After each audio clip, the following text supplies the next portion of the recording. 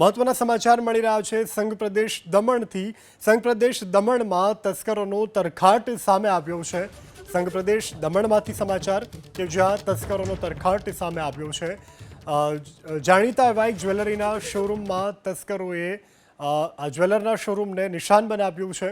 તો દમણમાં તનિષ્ક જ્વેલર્સના શોરૂમમાં તસ્કરો ત્રાટક્યા। 70 લાખથી વધુની કિંમતના દાગીનાની ચોરીને અંજામ આપ્યો છે। તો દિવાલમાં બાકુર ઉપાડી અને આ ઘટનાને આરોપીઓ દ્વારા અંજામ આપવામાં આવ્યો છે અને 70 લાખથી વધુની કિંમતના સોના ચાંદીના દાગીનાની ચોરી કરી આરોપી ફરાર થયા છે। તપાસ માટે પ્રદેશભરની પોલીસ દોડતી થઈ ગઈ છે।